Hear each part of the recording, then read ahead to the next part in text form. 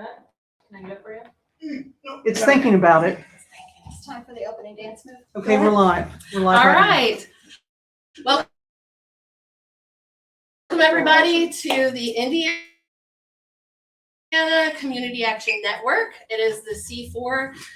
We have a few assumed business names. You can call us that, which is I Can. We have Can I, Community Action Network of Indiana. Yes, I can.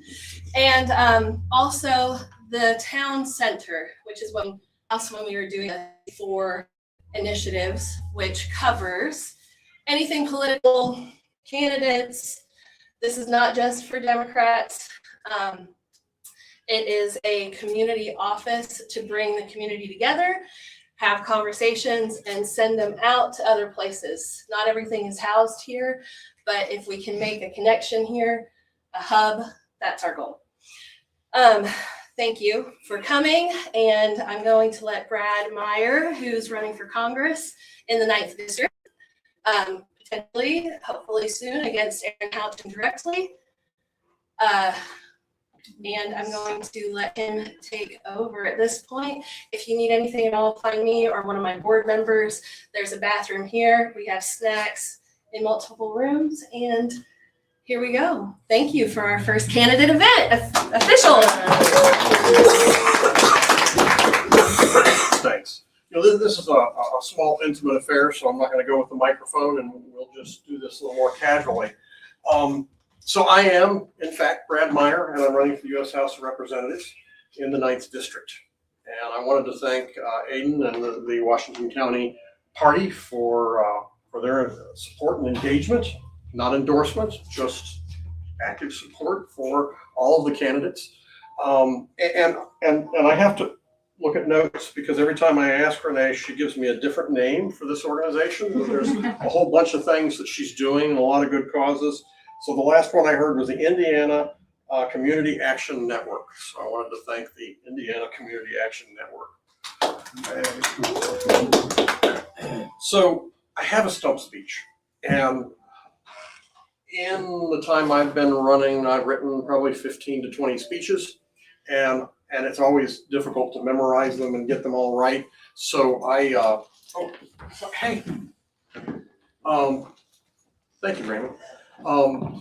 So I got a stump speech, and I was going to give a stump speech, and every time I get up to give a stump speech, I end up not giving a stump speech, and I'm not going to give you a stump speech here either, right?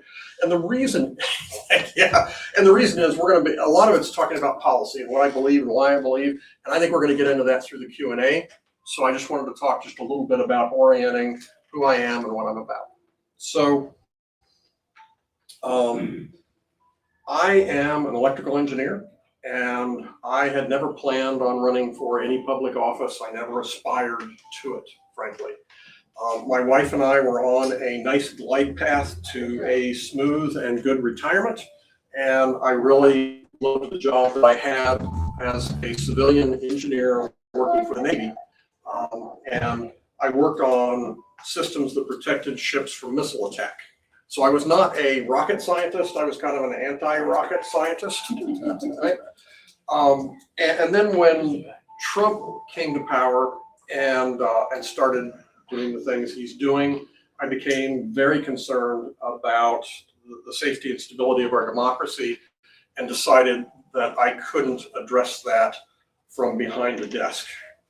And the fact is, working for the Navy, there were laws that prevented me from engaging in a lot of political discourse, and it was prudent for me to stay behind the curtain, right? And I listened for, I guess, so when Trump was in power before, I worked for the Navy, and I watched what he was doing, and I didn't like what he was doing, but this time is different, right? And so when he won, I told my wife, I said, we've got 7 years before I can take a full retirement, right? I just need to keep my mouth shut and my head down for 7 years.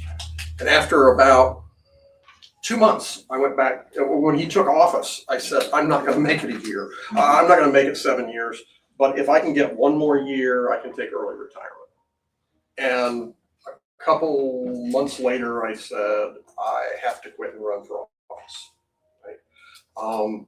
Because frankly, as I was watching them start to tear things apart and tear apart our basic idea that we were all in this together, I felt like a coward just keeping my head down and my mouth shut. And I had to stand up. So that is the motivation. That's why I'm running for office. I believe that we need to stand up. Now,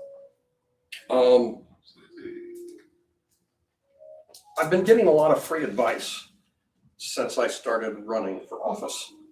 And some of that free advice, I think I'm paying too much, okay?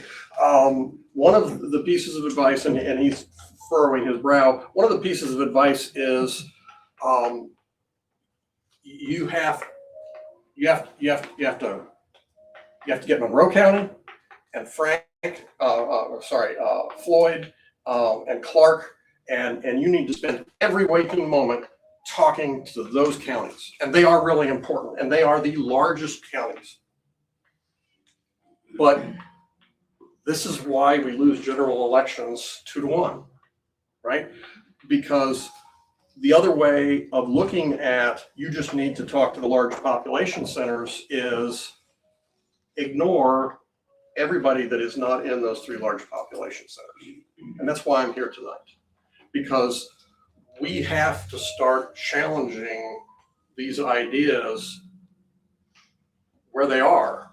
And we can't let this go uncontested, right? If you look at the size of the party in Washington County, and if you look at what you see, we do hear a cat. We need to start engaging, right? And again, that's why I'm here.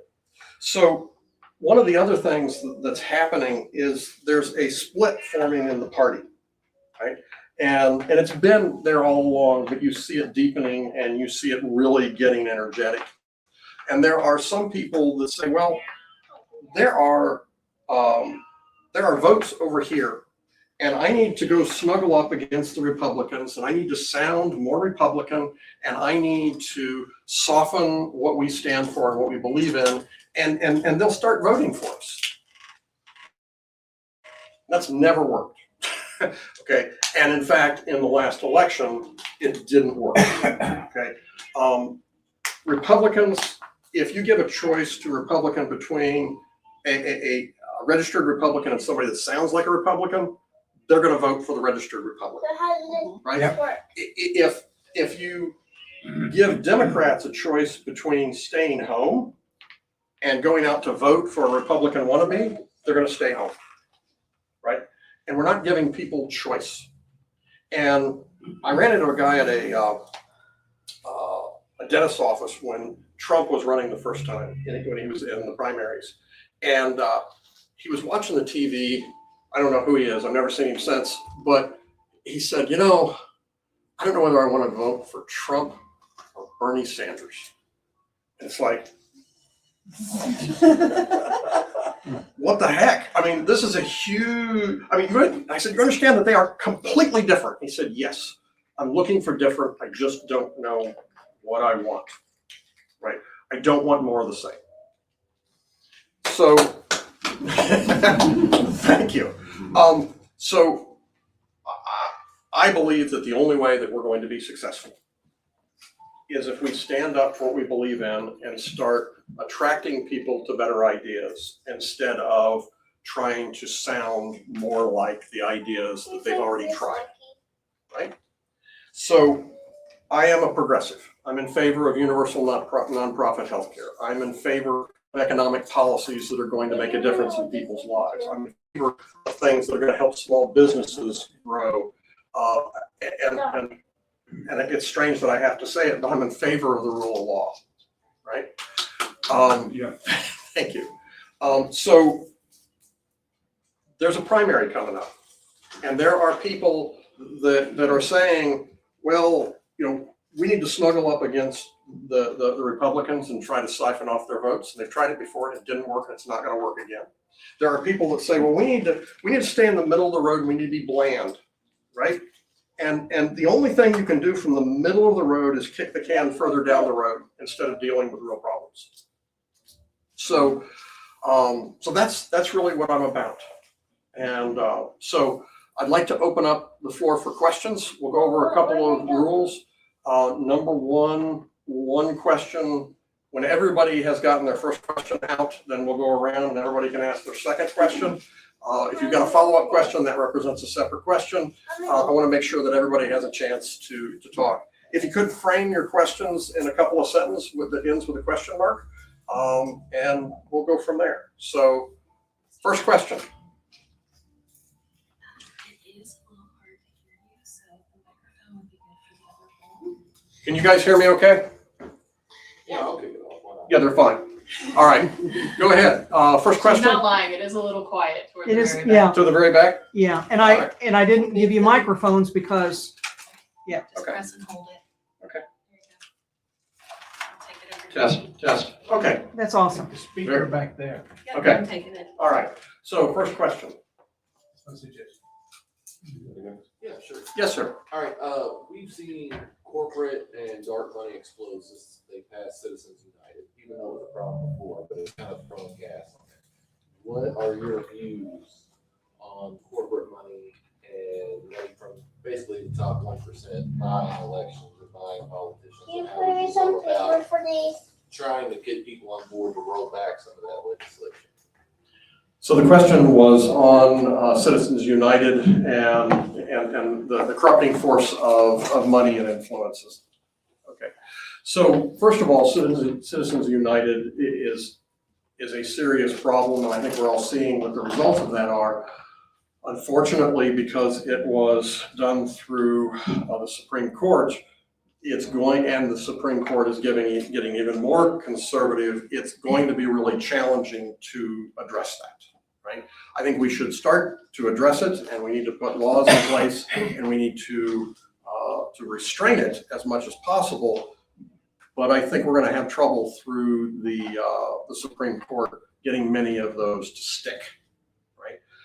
So I am an optimist. Running as a Democrat in Southern Indiana, you have to be an optimist, right? But I'm not an idealist, right? I'm a progressive. I want things to get better, and in some cases, I want big steps, big swings to make things better. I am afraid that Citizens United is only going to be eroded over time, right? And the first step to that is going to be able to get people into Congress so we can start getting a more favorable Supreme Court over time. But it's going to be a long haul. I will say that one of the things that right now is not working in my favor is, as a congressional candidate, the maximum somebody can donate to my campaign is $3,500, right? Which would be nice if people could donate more, but I think that those caps are helpful. And then the question is, how does PAC money influence that, because they have different rules, and I think that's part of the concern. Up to this point, I have not taken any PAC money, and I'm not going to take PAC money from organizations that I disagree with because they're just trying to buy my vote, right? So, next question. Somebody jump in. I'm sure Queen Elizabeth. Yes, sir. What about what Gaza, kind of contact Israel, that is going to be now? two-state solution, all of that? Where do you stand? Because I know a lot of my left-wing friends, and they're like, the Democrats are just as bad as the Republicans. So it's like, you got anything for me to say? Tell me. Stop. So there's a couple of things. This is a difficult and actually Sorry. heated topic inside of the party, right? My position is that I want, if you look 100 years from now, that there is a long-term peace and a durable peace. And right now, I don't believe that, although there is quiet now, I don't think that represents peace. And it doesn't represent. This is your cue to start dancing, Brett. We'll talk about my dancing abilities later. They're similar to my singing, which are also bad. So, anyway, so back to Gaza. I believe that the only solution that in the long term will be durable is a two-state solution. I don't see an Anwar Sadat or Menachem Begin on either side that are ready for that process. I don't see any basis of trust or anything that would stimulate that at this time. I think that this is a very difficult situation. And one of the things, and I know that sorry. One of the problems, one of the problems is that there are people that, and when I talk about people, I'm talking about actually organizations like the UN and other people have come down clearly and said, you know, we're standing with Palestine. And the issue is none of them are now at the table and on the ground in the area providing support, because what they did and what they said was such a breach to Israel that they won't allow them in the process. And we have to remember that sometimes diplomacy involves biting your tongue and then working to make things better. And I think we're losing sight of that sometimes in our energy. Next question. Can you talk about data centers and if you have any plans for just how to protect the 9th district? Data centers is another hot topic, right? And so we'll start with this. I'm sorry. The question is, what is my position on data centers and what can I do to protect the 9th district, right? So let's do a little exercise. I'll start by saying my formal position is that I am against irresponsible data centers. And there are economic reasons that they want to be irresponsible, right? It is cheaper for them to go open loop and use tons of water. It is cheaper for them to pass off the increases in energy costs to the community around them instead of absorbing that, right? It is cheaper for them to not treat their water properly and be a point source of pollution, right? So I'm against irresponsible data centers. So we're gonna do a little exercise. Everybody, and this is what they call a push-pull, right? Everybody that's against irresponsible data centers, raise your left only, your left hand. Keep it up. And I'm going to ask a couple of rapid fire questions. Keep your hand up. And when the answer flips to yes, I want you to raise your right hand, okay? How many people are going to do their taxes online this year? Anybody doing their taxes online? Keep your left hand up. Okay. How many people are going to use a credit card this year? How many people are going to buy something online this year? How many people are going to use social media this year? How many people are going to have a medical record this year? Okay. Now look around the room. Welcome to cognitive dissonance. You put your hands down. The fact is that everything has, with the exception of oxygen, nothing is free. Everything has trade-offs. Everything is a cost-benefit trade-off, right? When you eat an apple, there are social costs associated with that apple that you don't see. With a data center, you see all of the negatives, you see none of the benefits. But the fact is we're all data center users, okay? So the question in my mind is not if we're going to allow data centers, it is how we're going to allow data centers. What does the definition of a responsible data center look like, right? They don't push energy costs off on other people. They don't use water wastefully. They don't pollute. they don't use prime farmland because it's flat, right? But we don't have a lot of visibility into what data centers can and are doing for us. And if we, as a party or as a group, decide that we want to just be against and oppose, we're going to find out that a lot of people disregard us, and we won't even get the responsible concessions that we need in order to do this right. Next question. Oh, thank you. I agree. Thank you. Next question. Yes, sir. I'm a teacher, and education's a big one for me. We worry constantly about things that are happening in the state and in the federal level. I guess it's kind of an open question, like, what's your policy in regards to public education and kind of the growing trend to move education more private or charter school? Yeah. Okay. So the question was on, what's my views on education policy, right? And I'll start with this. I'll start with my story.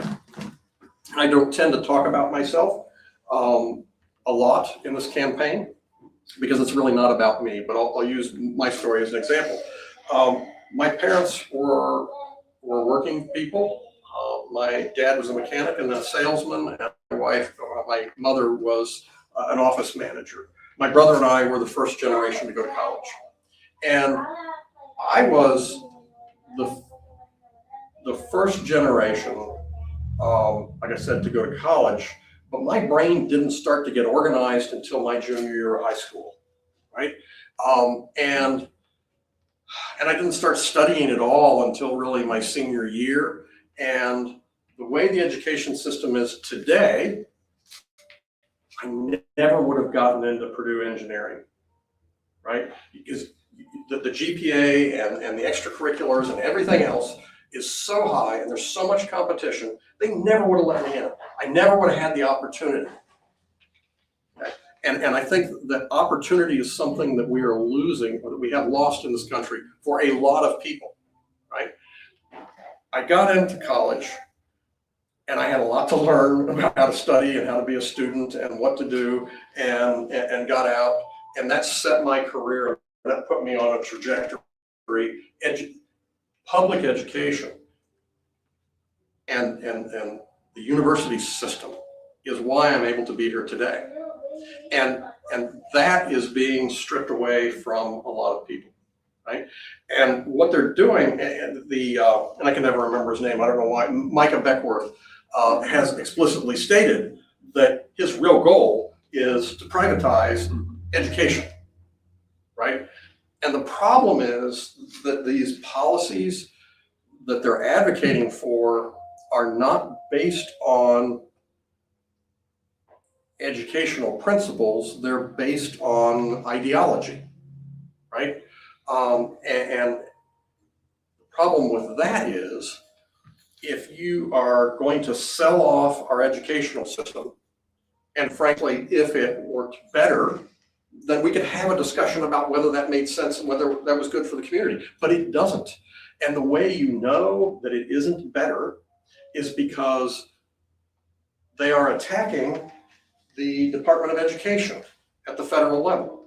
Why are they attacking the Department of Education at the federal level? Because one of the jobs of the Department of Education is to help give information that tells you whether your school systems are working well or not, right? They're not doing this to save money. They're not doing it for waste, fraud, and abuse. They're doing it because they want to keep us blind to the fact that what they're doing doesn't work. Next question, then we can come back. Yeah, kind of a dovetail with the education, not getting into the economic weeds so much. It's pretty obvious that Southern Indiana as a whole is a poster child for a K graph of the poverty gap or the wage gap, I should say, between the upper whatever percent and the rest of us. What can you say to the average working person who's just not getting it done? I mean, you're trying to live paycheck to paycheck, but you run out of money on Thursday when pay isn't till Friday. What do you see as solutions, or realistically, that we can cut down on this wage gap, I guess is what I'm asking. So I'll start with the big picture. So for those of you that didn't hear already, he's asking about what can we do to reduce the wage gap. And we'll start with the big picture and then we can talk about specifics, all right? In the big picture, over the decades, we've been told more and more that we need to run the government like a business. And we see now what the results of that are. What is one of the things to minimize your costs? You have to minimize labor cost. Well, labor cost is us, right? And the way the policies have been done for decades, and it drives all of us closer to poverty and minimizes our wages, right? So if you take a step back and look at the big picture is that policy up to this date has been, I'll give an example. How many people have ever manually set a carburetor? Wow. Okay, a couple, one or two. Okay, so there's a little screw on the front of a carburetor. So of course, it doesn't matter where the screw is, but there's a little screw on it that throttles how much fuel you get, right? And the way you do it is you open it up more than you need, and then you turn it until the car starts sputtering because it doesn't get quite enough gas, and then you turn it back a quarter turn, so you're getting just enough gas, right? And the philosophical difference between me and Erin Houchin is when she's talking about, turning the screw and starving and leaning things out, she's talking about us and the labor and the costs and the economics that we live. And she'll turn it down all the way until the businesses start sputtering because we are so hurt that we can't live with this anymore, right? And what I'm saying is we need to completely flip that on its head, right? And we need to reduce the influence of the rich and powerful to the point that we get what we need until the point that the economy is needing us to back off a little bit. It should be first about the people of the United States, not about the businesses of the United States. That's as is my way, it's a very long answer, and we'll go back to specifics, right? We need a $20 an hour minimum wage, right? That was easy, good, friendly crowd, right? Because, I was talking to somebody, or I overheard somebody say, do you really think that somebody flipping burgers really, needs, a good wage? Yes. It's like, yes, in fact, thank you all. Yes, in fact, somebody with an entry-level job should be able to put food on their table and keep a roof over their head. So I also believe, or I'm also advocating that the first $20,000 of earnings should be tax-free. Okay? And some of this is just bitterness on my part. I'll tell you why. My wife and I got married when we barely were 18. Okay, and the first year, and we got married, and then the next week we went to Purdue, and we started going to Purdue together, worked our way through. And the first year. I'm in a recording. I'll talk to you later. So the first year we were married, we made, I think, half of the poverty level, right? And we owed about $120 in state taxes. which doesn't sound like a lot, 1985, but at the time, we were poor as church mice and we were living on $20 a week in groceries. So it was over a month's worth of groceries that I had to pay to the state of Indiana when I made less than the half of the poverty line. That's just ridiculous. So the first $20,000 should be free. I am also, so I believe that we need an economic system that instead of it fostering the creation of one more billionaire, we foster 50,000 people making $20,000 more a year, right? Instead of fostering a system that we get one more billionaire, we need 1,000 more millionaires, right? And you know, we need to worry about the poor, but we need to worry about the overall health of our economy. And those millionaires that I'm talking about come from taking risks and generating businesses, right? So we need to foster small businesses, and they've gutted the Small Business Administration.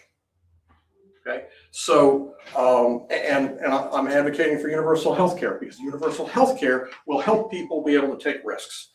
I'm advocating that we get.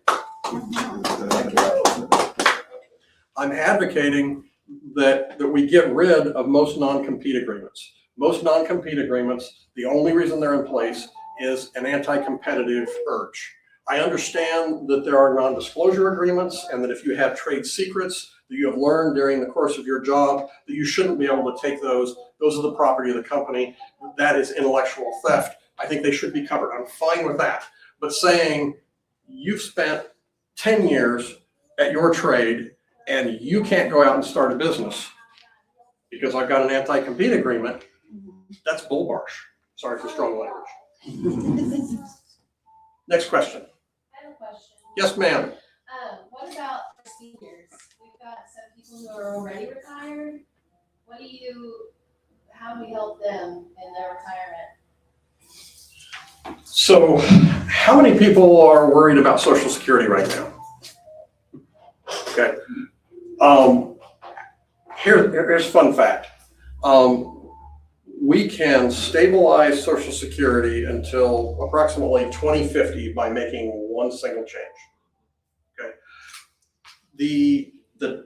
There's only a certain amount of the first roughly $170,000 that you make are taxed for Social Security benefits, right?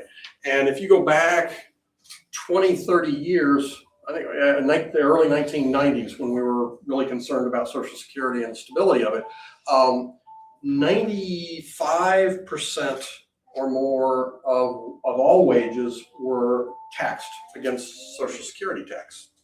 Okay, now it's down, I think, to like 85%. If you want to stabilize it for decades, apply Social Security tax to everything, and you're done. And they're not doing that, and they're not talking about it because they can scare you into making concessions instead of having more affluent people make concessions, right? So that is the easiest thing that we can do to help stabilize. One of the other things that I'm concerned about is, frankly, disability handling in the United States is becoming more and more of an issue.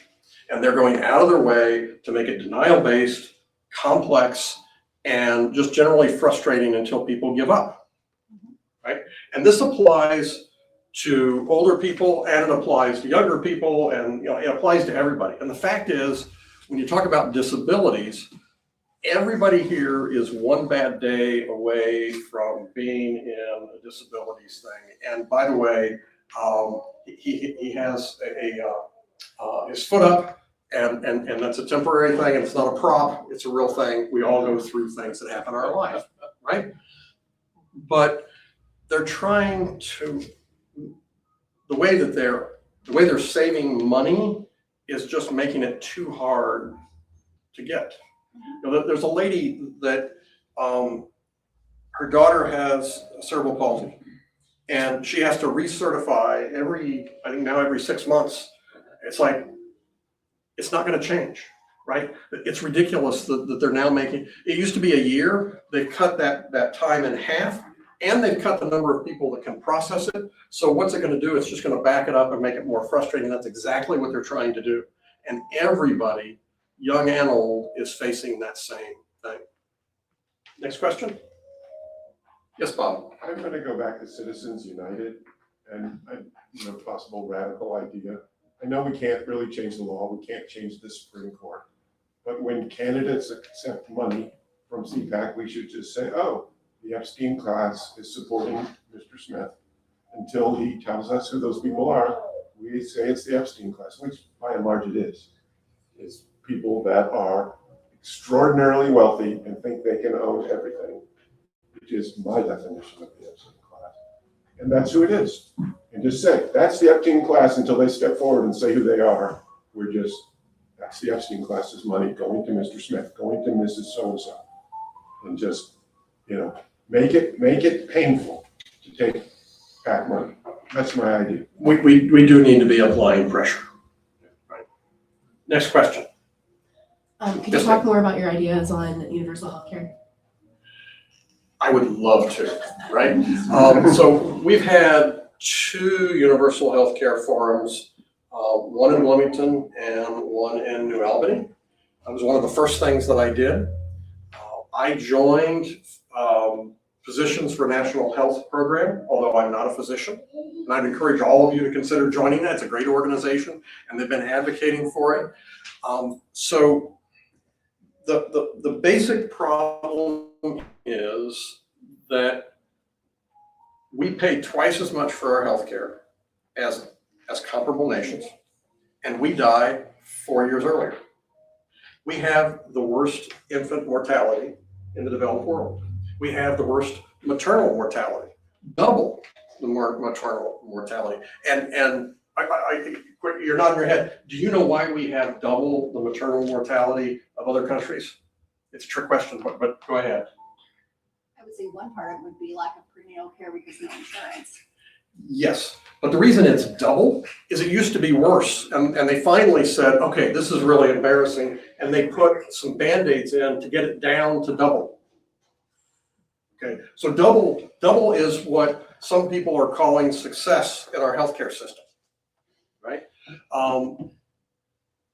We have a real risk of losing this hospital.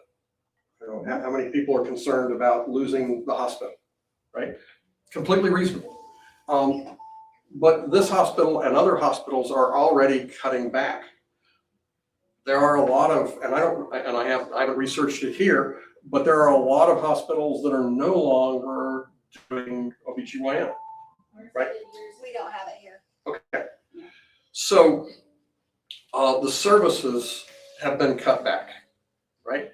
And the federal government, and there are people who try to take credit for this, got, I think, $200 million for the state of Indiana for rural healthcare. And you go, that's a lot of money. That's a good thing, right? It comes to about $75 per person. Okay. Does anybody really think that $75 per person is really going to stabilize our healthcare system?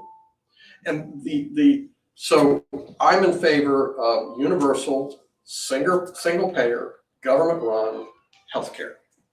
Okay. I'm going to take you on the road with me. Thank you. The fact is that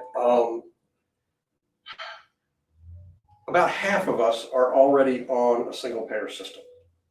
Okay. And one of the biggest problems that we have with our single payer system is there are people that are constantly undercutting and undermining and eroding those benefits because they want to inject market forces into the single payer system. And basically they're trying to drag something that worked pretty well into the same mire sorry, I'm Brad Meyer, different spelling of Meyer, the same muck as we have for the rest of us. And it's just unconscionable. Next question. I have a question. Yes, ma'am? How, when you're elected, how do you plan to represent the people of the ninth district? How do you think you'll continue to hear from them and be their voice when you are represented? So the question was, how am I going to be the voice and hear the voice of the district? Because we've heard you can completely ignore your constituents once you're in office. That's just what I've heard. I've heard That's just what I've heard. Yeah, it is possible that you can just ghost your constituents. So first of all, and my wife and I have talked about this, my wife is going to be most of the time staying in Indiana, and I'm going to be coming back. So I love all of you people, but I love her just incrementally more. So there's a strong draw for me to come back to Indiana as regularly as I can. And while I'm here, I need to be in the community, right? So we have one office currently, and that is in Salem, right? For our current Congresswoman, which she's almost never there. But there used to be, I think when the Democrats had it, there were 2 or 3 regional offices, okay? And we need more regional offices and more local representatives to support. Next question. Go ahead, you're still on your first? Yeah. When we leave here, Yes, ma'am. how do we find the other Democratic people in our communities who have written Southern Indiana off as a red state and don't bother anymore? How do we find them? How do we motivate them to also come out? Okay, I thought you were gonna rough them up. You're talking about how do you inspire? Go to their house. I misunderstood the question. I was going to answer it completely different. So let me try again. So we have to start by having a message that is aspirational, achievable, that resonates with them, right? And some of it is every year we get smaller and smaller and smaller ideas, and it doesn't get anybody off the couch. And they look at it and say, even if you get in office, all you're doing is managing decline. And the fact is that we've been playing defense for a long time. And we mark success if we can hold the Republicans at the line of scrimmage, right? And then we look at the end and we've got no points on the board. We've got nothing to show for it. We've not helped move the ball forward in the direction we think is valuable. And then we wonder, frankly, why people don't vote for us. We wonder why they don't donate to our cause. And it's because if the best we're going to do is offer them, hey, I cut a deal and next year is only going to suck as much as last year, they're going to stay on the couch. We need to really start advocating for things that are going to make a difference in people's lives if we want people to engage. And I don't think we've done that the way we need to. Any other first questions? Okay, sir, you're up. All right. According to all the pundits, there's a very good chance that the Congress, at least the House, will be flipped in 2026 if we have an election. If this is true, and you are part of that freshman class, what do you see as the most urgent congressional duty that needs to be done first as of January 3rd of 2027? So the most urgent thing is reestablishing the rule of law and the respect for rule of law. What does that look like? What does that look like? First of all, Congress has the power of the purse, and they have established laws and direction on what is supposed to be happening with, like you said, like we talked about with the Department of Education and with other, and that needs to be restored. ICE right now is I think they are either right now or they are scheduled to be larger than the FBI, and that is completely disproportionate from what the need is of their core mandate, and that needs to be reined in. The behavior of ICE is a reflection of this administration's policy. And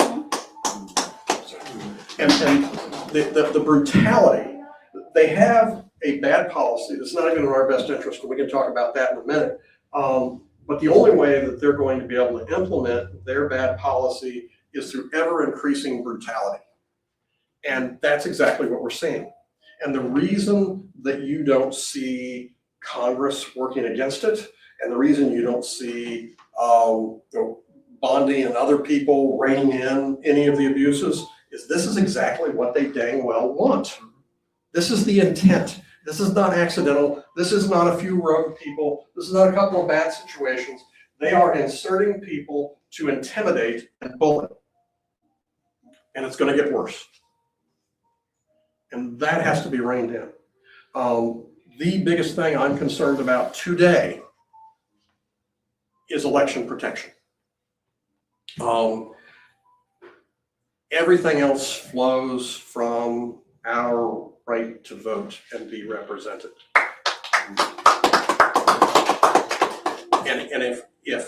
And what you're seeing, or what I think many of us are seeing, is that they are positioning people to intimidate and bully and try to get a better outcome from their perspective, right?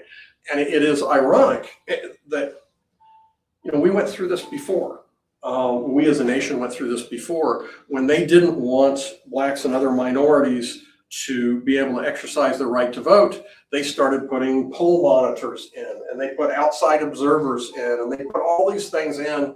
And what was the purpose of it? The purpose of it was to intimidate and bully and discourage, and that's what they did. And then the federal government stepped in and said, this is not acceptable. And they put laws in to stop it. And now they are repealing those laws. They are cutting enforcement. They're cutting oversight.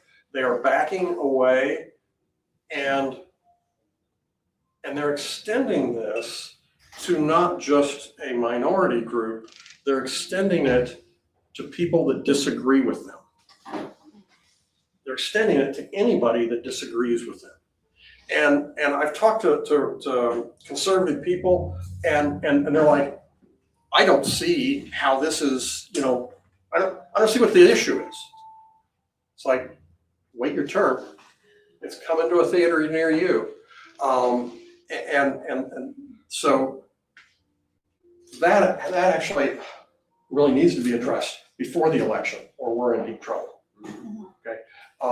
And if they are allowed to get away with what I think they're planning, there's going to be real trouble.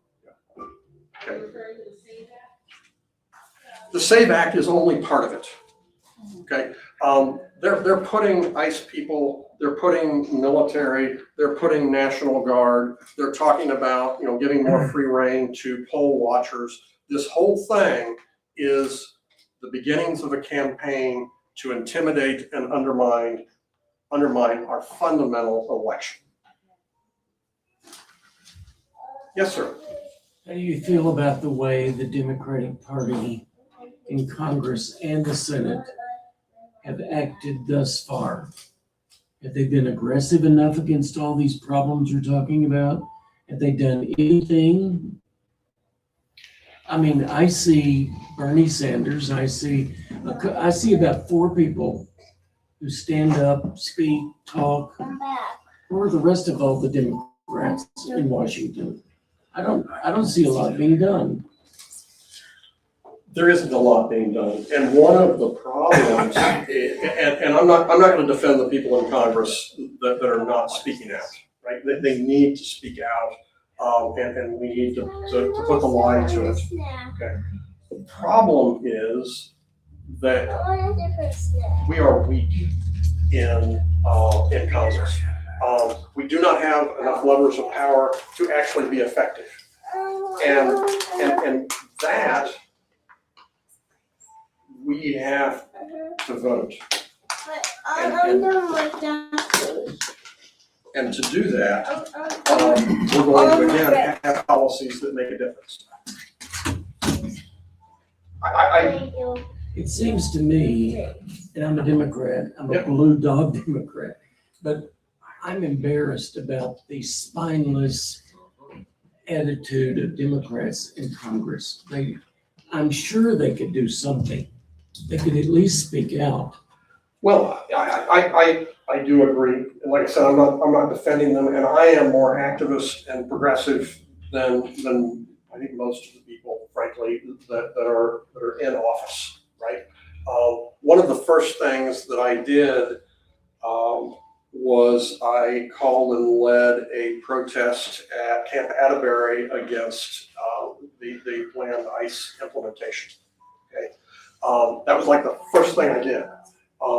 Most candidates, they're having fundraisers and they're having, these, and don't get me wrong, fundraising is important and frankly, I need money but I have spent a lot more time focusing on the problems and what we need to do to solve them, and speaking out than I have covering my butt. And I think that's what a lot of them are doing. Yes, sir. I got a couple of questions. One at a time, but go ahead. Okay. You just changed the question on it. So I'll get to one. I think a lot of the problem is that the Congress has given the president over decades too many emergency powers because Congress was like, shove off the responsibility to the president, let him handle stuff. And the emergency powers, all sorts of statutes are just so loose, the president, I think there has to be some looseness to deal with things, but I think all these emergency powers needs to be curtailed a lot and defined more carefully to be like physical events, attacks by terrorists that kill people, and just not like, oh, I'm just going to say there's an emergency and send the military into the streets. And it needs to be like, you got like 3 weeks before Congress has to positively say, yes, we go along with it. I think the Democrats have been very weak on not curbing back these emergency powers. And we haven't needed them. They're useless and they're dangerous, as we see today. So I 100% agree with you. And one of the problems is when you give power to an office, it is hard to unwind that. And one of the things that I think that some genuine conservatives are beginning to think about is exactly that question, right? And early on, when they were running roughshod over us in the first 6 months, and they're like, we're sticking it to them now, and we're getting our way. And then once they get over that initial glee of getting their way or getting what they think is right, they're starting to look at it and go, ooh, I believe strongly in the Constitution, and that's not sitting right with me.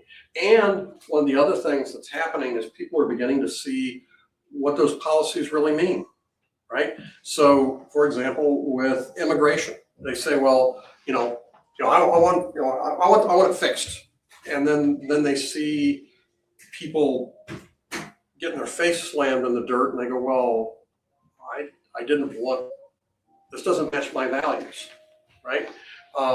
And Congress, I do agree with you that Congress has been really weak and ineffective, and that is that they are not standing up for their constitutional responsibilities, and they're not speaking out when they need to, and they need to a lot. And I'll give you one example, and I'll flip to the other side. I was on, my wife and I had a 40th wedding anniversary, and I was on a cruise ship, and I was doom scrolling, and I saw an article that 2 Republicans in the House said that we need to start institutionalizing trans people, or reinstitutionalizing trans people, and it pissed me off. And it didn't piss me off because 2 people said something stupid, because people are going to say stupid things. What pissed me off is 300 of their colleagues didn't stand up and say that's stupid and that goes against our values and that's unacceptable and we can't be talking this way. Mm-hmm. Democrats and Republicans, they just let that pitch go by, right? They're not standing up for our basic values. I agree. Okay. Next question. Yes, sir. Kind of combining both their things. We've seen, for example, the budget bill over the decades kind of evolve into this all-encompassing bill that goes far beyond the budget. We saw a lot of the things they did with ICE funding and various things in the past budget bill. How do you view, and what ideas do you have to scale that back to where it is truly just a budget bill? And on top of that, how do you feel about single ballot measures or single bill measures that you can explain to the public easier, instead of like we have 800-page bills that deal with infrastructure, healthcare, immigration, everything in one bill, because then you can hammer home messages to your constituents. Like he's saying, you can focus in on singular topics and really pound the drum and get people in and activated. So he's asking about the budget process, and whether I think should be done with the budget process. And I actually have a much more draconian proposal than what you're even suggesting, right? So I worked for the government for 9 years directly as an employee of the Department of Defense. And I watched and paid more attention because, and the one of the primary responsibilities of Congress is the power of the purse. It's to set the budget, right? And in my lifetime, they've gotten more and more into playing games of chicken and working against the long-term interests. And it's hard to understand how bad those games and shenanigans that they're playing really affect the government, right? We've gone, in some years, we never had a budget. We just had continuing resolutions. And a continuing resolution says, and I'll give you an example. I was working on a system that was the next generation of electronic systems to defeat incoming missiles on ships, right? And we were scaling up, and we were trying to get these things out. We were moving, right? And then they said, sorry, your budget is going to be the same as it was last year. Okay. Now, we were on a ramp up and we needed to get these things fielded, so we should have gotten more money. And if the budget had gone through, we would have gotten more money, and it would have made a difference in the survivability of our ships and our sailors, but we just held it, right? And there's a lot of things that are hard to understand what these shenanigans mean. So this is my draconian thing. If you are an elected official and there isn't a balanced, full budget on October 1st, you are not allowed to stand for election in your next cycle. So if I'm a congressman and I'm there and we don't get a budget, then I can't run for 2 years after mine is done. At the end of the senator's term, he can't run for any federal office for 6 years. President can't stand for re-election and can't run for anything in a federal capacity for 4 years.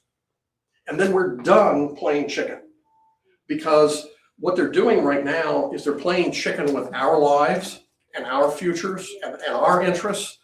And now they're going to be playing chicken with their futures, and they're going to start acting more responsibly. And the problem with my idea is that we spend more than we bring in, right? So a balanced budget, now suddenly we have to have real conversations about what that budget looks like and what our priorities are and what we want to spend money on as a nation and how much we want to tax, right? They've always said that Democrats are tax and spend people, right? Republicans, in fact, are borrow and spend people, right? They want to spend for things that are important to them, and then they borrow the money. And if you think about it, what they're really saying is, so you go to the wealthy class and say, we need to tax you at X percentage, and we'll have graduated tax, but this is what our tax structure needs to look like to pay for the things that we value as a nation and that we need and want to do. And this is the society that we want to pay for. And they say, no, we're not going to give you the money that you have the authority to tax me, but I'll loan you the money, and then you'll have to pay it back with interest in the future. Instead of taxing to get what we need, they're letting us borrow money. And now we're spending more on the national debt than we spend on defense. And we've been saying it for years, and there's some people that they're pretending that, it's not going to matter, it's never going to matter. It's going to matter. So we need a real solution. And that's what mine is. Okay, next question. Yes, ma'am. Just clapping. Okay. I'm sorry, were you thinking?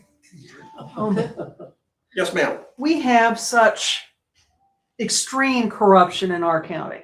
And we're not talking, over the years, not thousands of dollars, but we're talking probably millions of dollars over the last decade or so.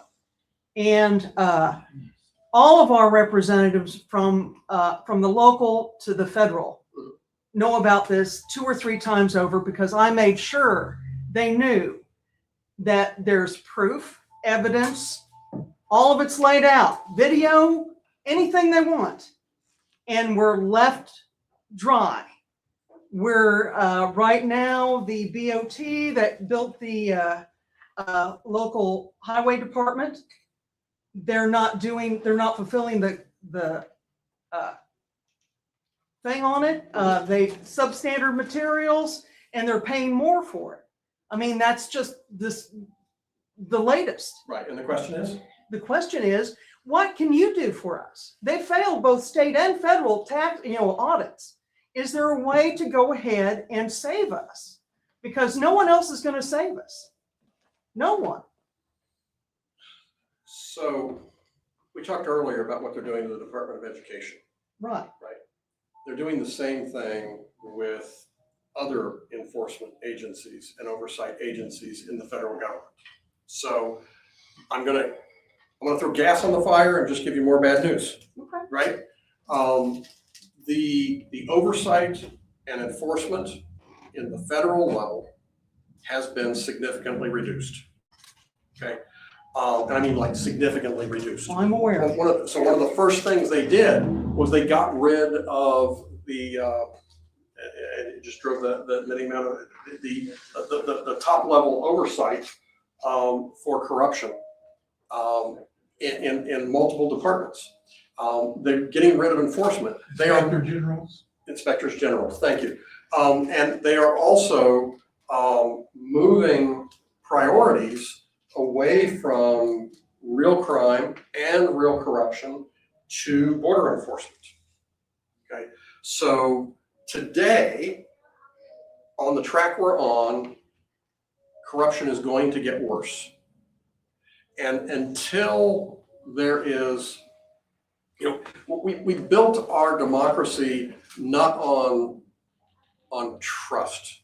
We built it on systems that hopefully we're all in this together and we have a sense of community, but we built it on division of power, right? We built it on oversight and independent, and those tensions between Democrats and Republicans is in some ways healthy and is part of the functioning democracy.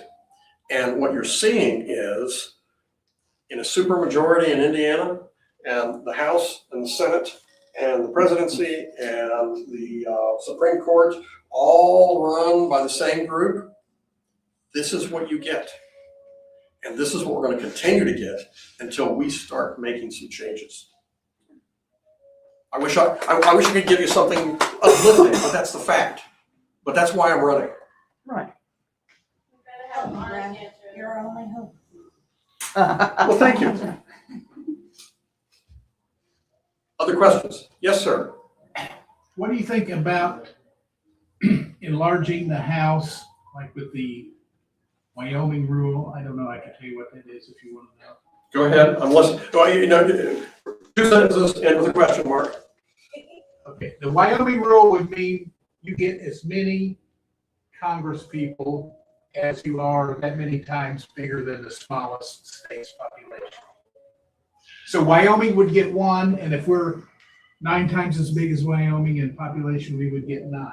And this would add about 100 representatives to the House and would even out the the small states that tend to be very Republican and are overrepresented in the Electoral College and the House of Representatives. It would even out between urban and rural and Democrat and Republican a little bit, make things more fair. So as an engineer, I like to think systemically. And you're talking about a systemic solution and looking at the big picture. And I am attracted to those types of things, and I will look into it. And it's a statute. You don't even need an amendment. Right. So what I will say is that although our system is not working well and not serving us well right now, there are some things that have held us together and kept us to only one civil war in our history, right? And one of the things that was fought very early was if you are basing things based on population, you can have enormous areas in the country, geographic areas that are have roughshod over them.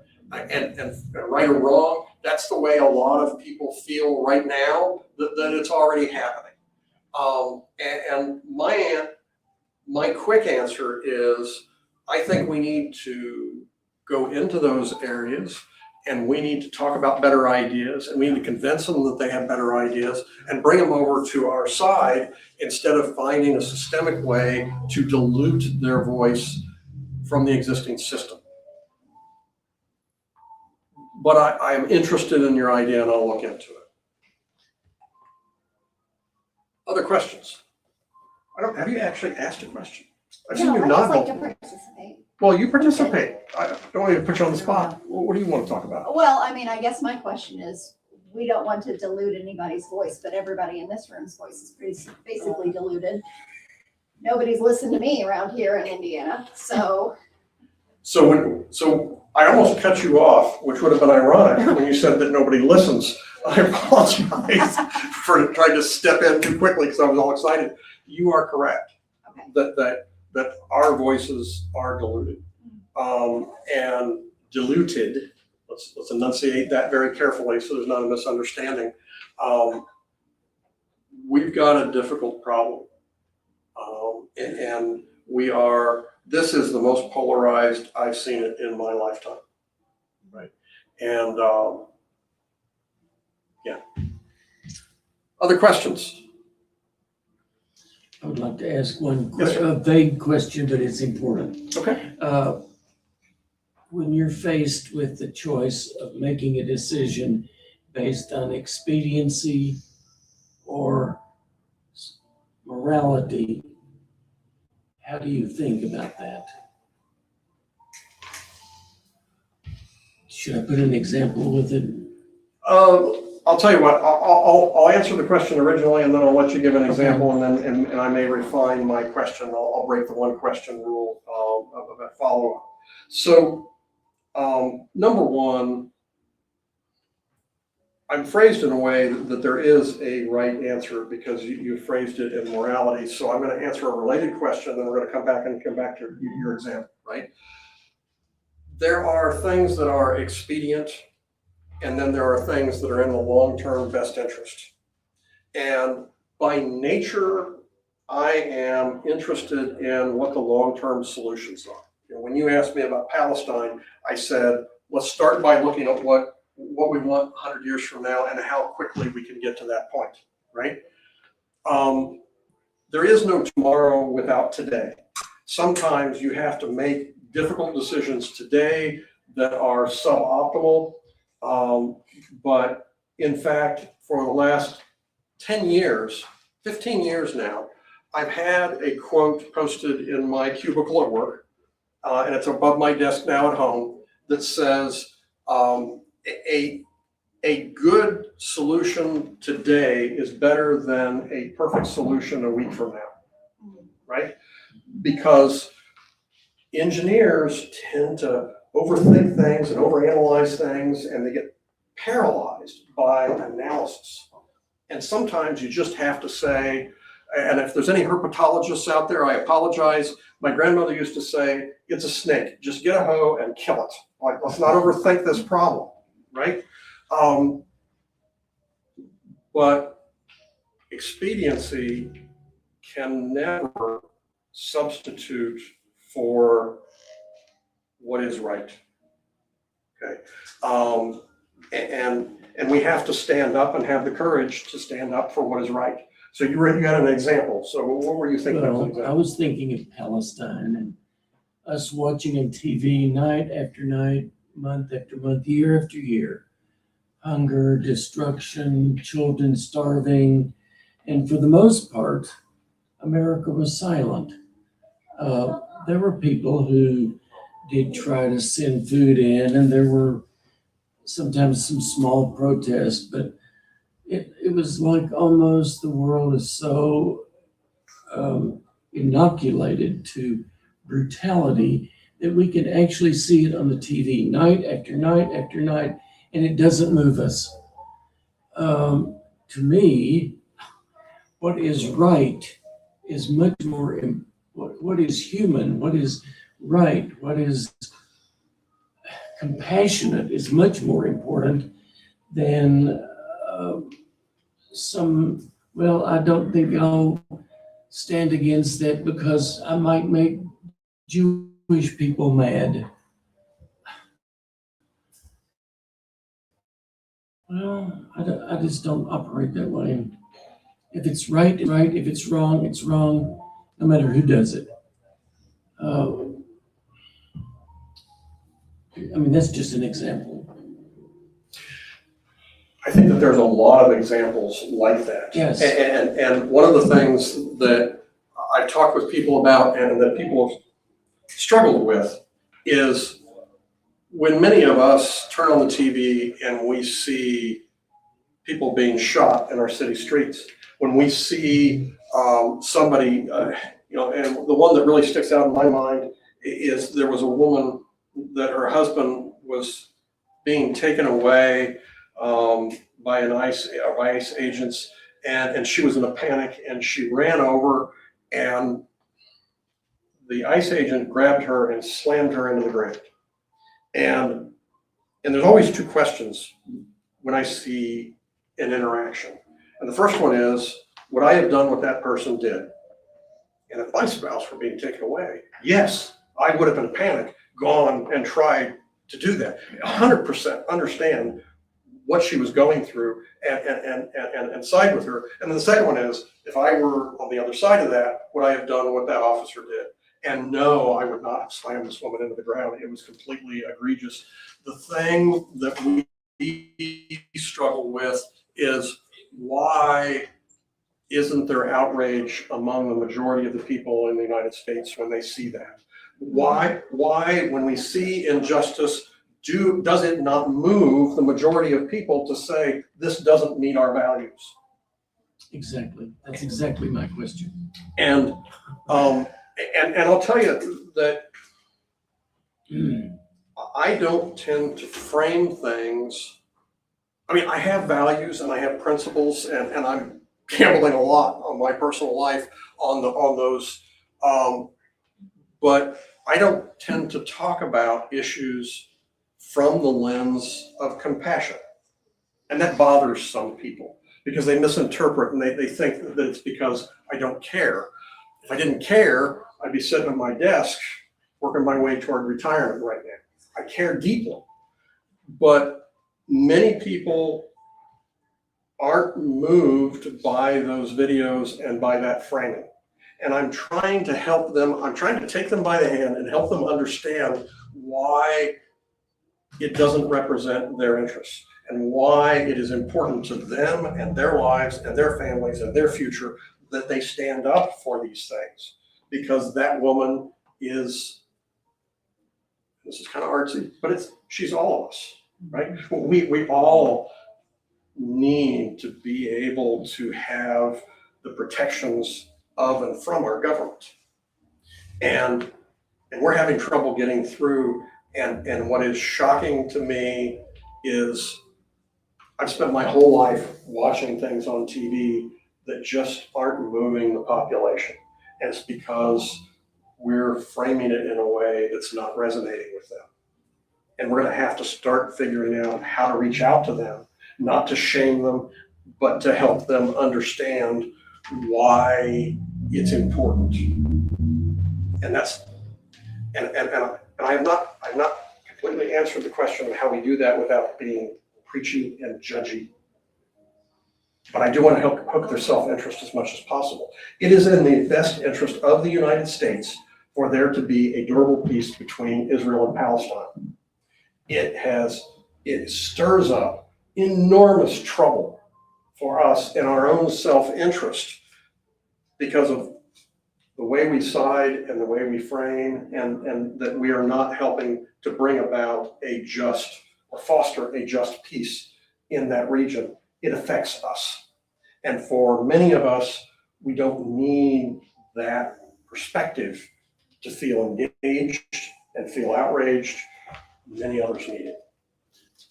Sorry, I'm just a statement based on what we're talking about there. I think a lot of it is the forced separation of individuals here.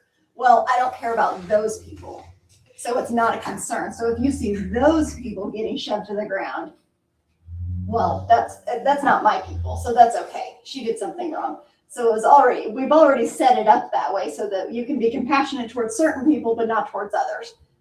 And I don't know, that's just what I kind of feel like. So that is a basic principle. If you want to oppress a people, you first have to dehumanize them to the people that you need them to do the oppressing. Yeah. Right? And that's why the first thing I talked about is they're breaking down this idea that we're all in this together. And they're turning us against each other so we won't notice that they're scraping all the money and opportunity into their own pockets. And that's the game they're really playing. And you talk about how are we going to get elected? Okay, if we can get through that fact that they are turning us against each other so they can scrape all the money and all of the opportunity into their own pockets, we've got a shot. Hey Brad, can you briefly touch on gerrymandering? The gerrymandering that almost happened in Indiana? And just gerrymandering at the national level as well. So let's start with gerrymandering in Indiana. We today, right now, have a very gerrymandered map that is reducing our voice, right? When I talk about we're always playing defense and the Republicans are always on the offense, does anybody find it at least a little bit ironic that we ended up fighting to defend a horribly gerrymandered map? And when we defended the map that works very much against us, we declared victory, right? We declared victory because we held them at the line of scrimmage. But next year they're going to run another play and maybe they'll gain a little bit more ground, right?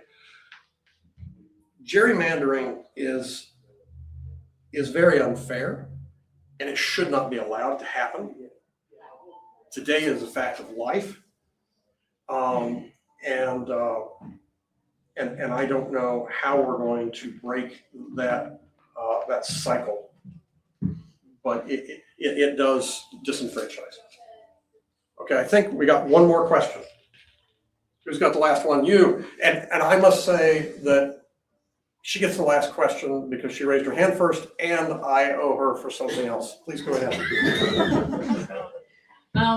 It's general though. What is something that you're passionate about or feel strongly about that you haven't been asked yet tonight and would like to talk about?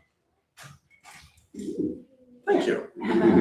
So I'm going to go back, and I'm actually going to not answer that question, but it's going to kind of sound like it maybe if I phrase it right. I quit my job because I believe that our democracy is fundamentally at risk.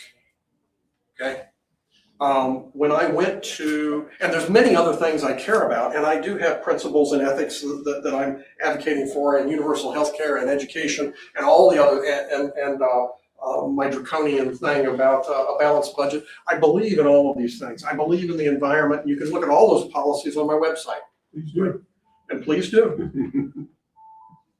But the thing that forced me to give up my life and my path forward is the fundamental democracy. And when I started going to county fairs soon after, and I was talking to people and said, well, what do you care about? What are you worried about? What's keeping you up at night? Almost no one said anything about democracy. Okay. So, and on my website, I've got a whole bunch of stuff on foreign affairs and democracy and, and rule of law and all these things. And everybody's saying, you need to talk more about economics, which is true. And I've got a lot of economics positions, but the thing that is different is we have to secure our democracy first. And then we can go back to fighting over what we think a budget should look like and whether we should be giving tax cuts or whether we should be giving more food to the poor. We have to start with, are we going to be able to vote and are we going to have a right in our own lives? That's the thing that I'm most passionate about. And there was a guy that I was talking to and he said, Brad, you got to stop telling people that you quit your job to save democracy because it sounds crazy, right? And what he doesn't get is the crazy thing is standing on the sidelines with your hands in your pockets, watching it happen. So I'm out of time. I really appreciate your questions, and I thank you all.